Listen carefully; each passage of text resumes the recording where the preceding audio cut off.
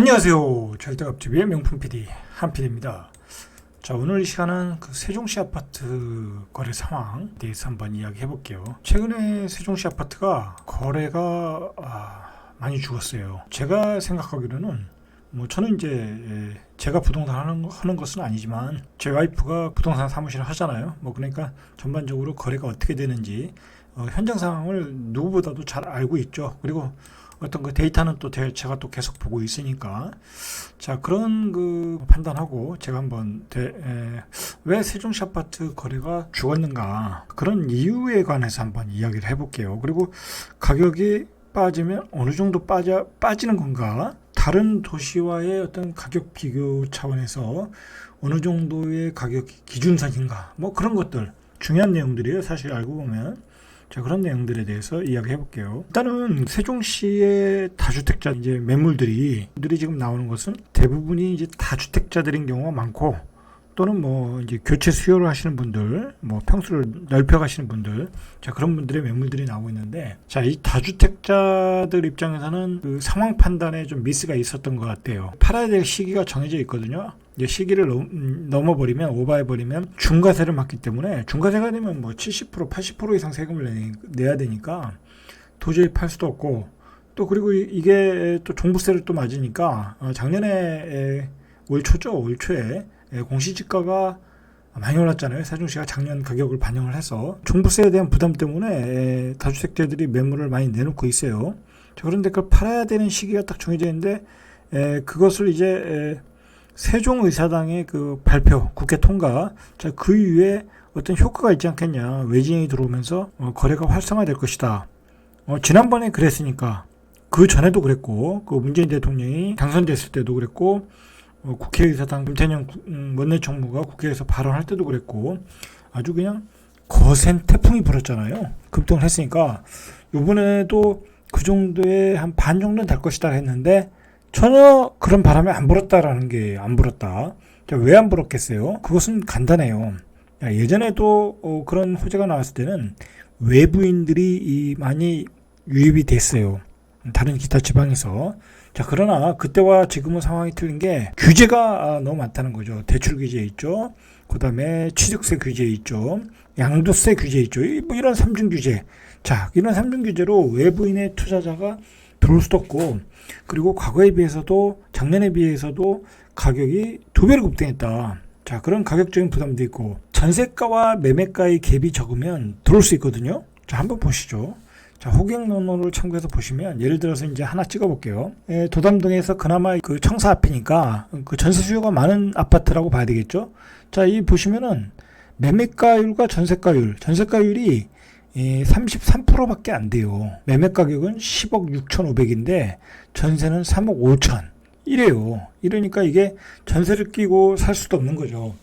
자, 그러면 보통은 이제 하나의 도시에서 이제 가격이 폭등할 때는 누가 제일 먼저 움직이냐면, 외지 투자자가 제일 움직이는 도시도 있겠지만, 기본적으로 많이 움직이는 곳은 실수요자, 전세를 살던 실수요자들이에요. 그러면 이 3억 5천에 살던 사람이 지금 10억 5천에 살 수가 없다라는 거예요. 갭이 크니까.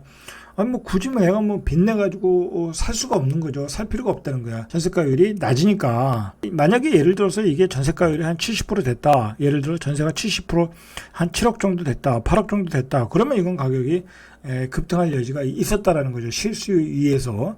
세종시는 전세가격은 꾸준히 상승하는 지역이니까. 계속 인구가 유입되니까.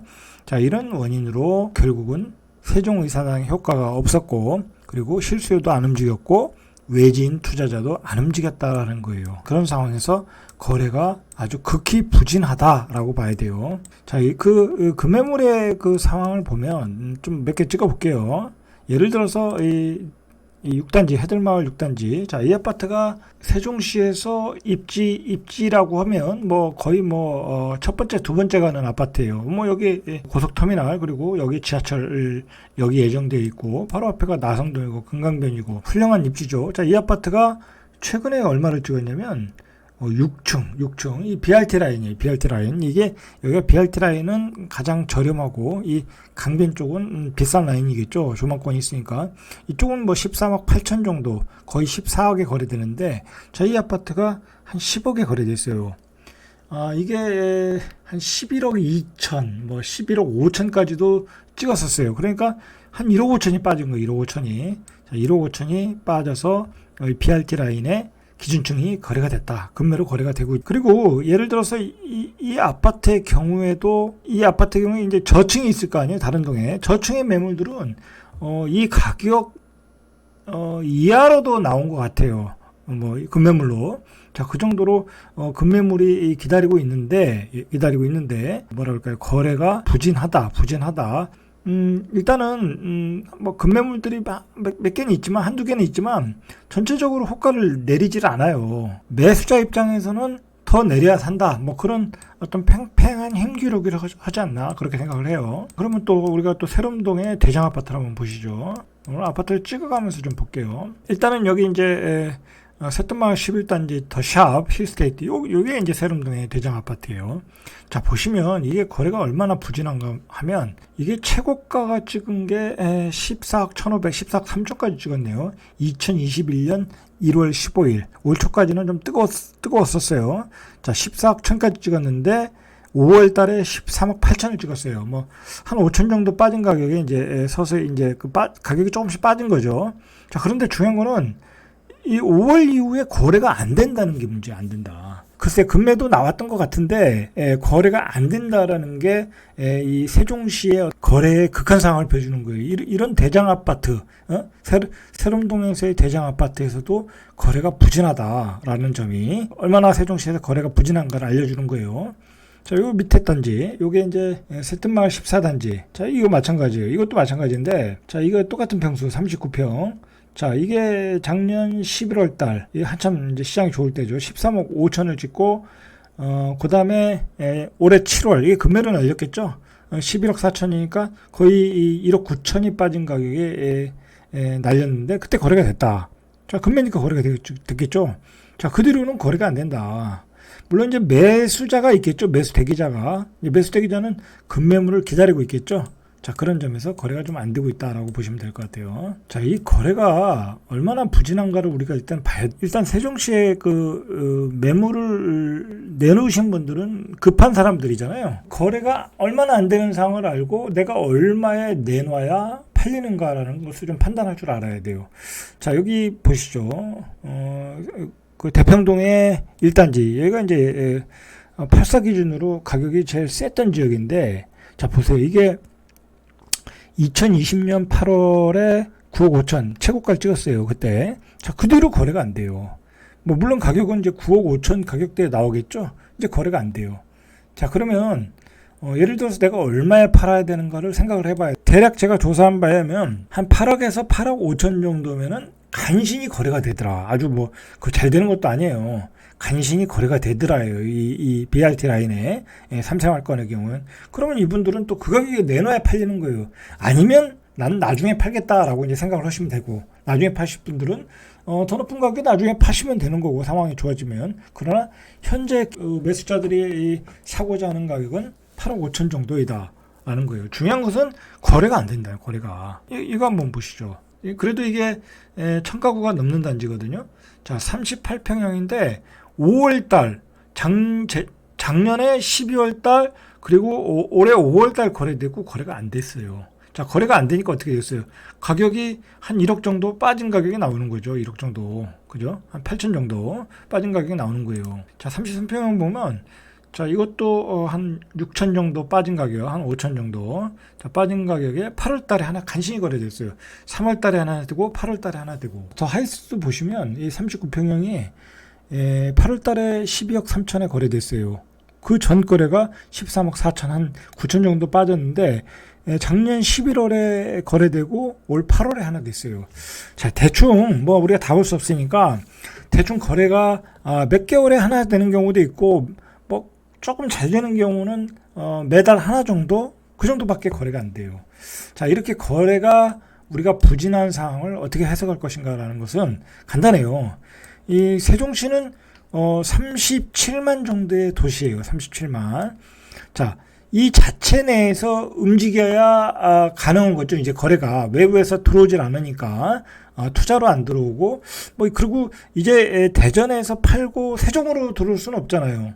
가격 자체가 틀리니까 이제 가격이 높으니까 이제 특히 대전 분들은 또 이게 세종은 또 너무 높다고 생각할 수 있거든요. 자, 그래서 안 들어온단 말이에요. 청주 분들도 인근 도시에서도 안 들어온다. 그러면 세종 자체에서 수요가 돌아가야 되는데 자, 그게 안 된다는 거예요. 일단 인구수가 적고 그다음에 여기 사시는 분들이 기본적으로 안 팔려야 돼. 내 아파트가 팔려야 다른 아파트로 이사 갈 거 아니에요. 자, 일단 그게 안 된다는 거예요. 자체 수요가 돌아가지 않는다. 자, 그리고 자체 수요가 돌아가려면 전세 사시는 분들이 그 매매로 돌아서야 되거든요. 근데 지금 전세가율이 30에서 뭐 40%도 안 돼 있는 상황에서 거품이 아니냐라고 생각을 충분히 할 수 있는 거죠. 자, 그러니까 매매로 돌아서지 않고 있다라는 거예요. 자, 그리고 여기 전세 사시는 분들이 다 어떻게 생각하겠어요? 분명히 전세 사시는 분들이 가격이 2배, 3배 뛰는 걸 봤거든요. 세종시에. 그러면 이제 실질적으로 살 어떤 여력도 없어요. 돈이 부족해서 전세 사시는 분들이 많았을 거란 말이에요. 그러니까 이제 기본적으로 대출 받아서 사야 되는데 대출도 안 나올 뿐더러 대출 받아 사기에는 부담이 되는 거예요. 그러니까 전부 다 청약을 기다리는 거예요. 그 시기에 맞춰가지고 정부가 생활권에서의 뭐 한 7천 가구, 그 다음에 조치원에 또 한 6천 가구, 주변 도시에 또 한 7, 8천 가구 계속 발표를 했거든요. 공급 계획을 발표했고 추가로 발표한 거죠. 또 그리고 기존의 5생활권, 6생활권에 계속 분양 물량이 남아 있거든요. 수만 채가. 그러니까 굳이 살 필요가 없다라는 거예요. 여기는 계속 만들어지는 신도시다 보니까 어떤 예를 들어서 뭐 분당처럼 완벽하게 만들어져 가지고 새로 지을 땅이 없다고 하면 구축을 사요. 그렇지 않겠습니까? 그래서 분당의 구축이 올라가는 거예요. 근데 여기는 새롭게 만들어질 땅이 많잖아요. 5생활권, 6생활권. 그리고 또 외곽에다 또 지정하면 되고, 실질적으로 또 이번에 지정을 했고, 또 가격이 급등하면 세종시는 또 지정을 할 수밖에 없어요. 자, 예를 들어서 이번에 이제 6생활권 이 근처에다가 이쪽에다가 지정을 했잖아요. 자, 그런데 예를 들어서 이쪽에도 지정할 가능성이 높잖아요. KTX 여기 들어서고 뭐 그래서 여기가 개발항의 제한구역을 묶어놨잖아요. 세종시에서 나중에 이쪽에다가 6,800가구 정도를 넣을 수 있다라는 어떤 예정지로서. 자, 그러니까 추가로 지정할 땅들은 세종시는 많다. 외곽으로 뻗어나가면. 자, 그러니까 굳이 전세 사시는 분들이 매매로 돌아설 이유가 없다라는 거예요. 결국은 정부의 어떤 규제, 대출 규제, 그다음에 투기가지구에 대한 규제, 양도세 중과 뭐 그런 규제들이 가장 잘 먹히는 도시가 세종이에요. 거기다가 다른 그 서울이나 경기도는 공급 물량이 딸리잖아요. 근데 여기는 택지도 다 마련해 놨잖아요. 그죠? 택지도 다 마련해 놨다. 자, 그런 점에서 세종시는 어떤 규제와 어떤 규제가 다 먹히고 미래 공급 물량도 택지도 확보하고 경우에 따라 추가 택지를 지정할 수 있다는 점에서 우리가 좀 장기적인 그 기간 조정도 가질 수 있다는 거예요. 분명히 세종시는 좋아지는 도시이고 분명히 우상향하지만은 생각보다 기간 조정이 좀 길어질 수도 있겠구나 하는 생각이 들어요. 자, 그런 점을 판단하셔가지고 제가 이제 그 핵심적인 내용들을 다 얘기했어요. 그런 점들을 판단하셔가지고 물건을 매도하시는 분들은 참고를 해야 할 필요가 있어요. 그러면 세종시가 이렇게 조정을 받는데 우리가 이 지금 가격에서 얼마나 조정을 받을 수 있을 것인가, 아니면 어느 정도 가격이 이 하방 지지선인가를 우리가 생각을 할 때, 자, 그것은 일단은 우리가 인근 도시를 봐야 돼요. 인근 도시의 가격이 중요해요. 이런 점에서는. 자, 예를 들어서 세종시의 그 BRT 라인, 그 다음에 핵심 뭐 상급지라고 할까요? 그러면 그런 지역의 가격이 바닥이 한 8억 정도, 뭐 비싼 거는 한 10억 정도, 한 8억에서 10억 정도, 평균 9억 정도, 한 8억 5천에서 한 9억 5천 정도. 자, 그렇게 보면 될 것 같아요. 이 3생활권의 BRT 라인 또는 이 2생활권의 BRT 라인, 뭐 그런 지역들 8억 5천에서 9억 5천이다라고 보면 돼요. 그러면 우리가 한번 대전을 찍어봐야 돼요. 우리가 이제 청주를 비교할 필요는 없어요. 왜냐하면 청주는 가격이 낮잖아요. 이 세종과 비교해서는 아직도 상대적으로 낮아요. 그러나 최근에 청주도 많이 올랐어요.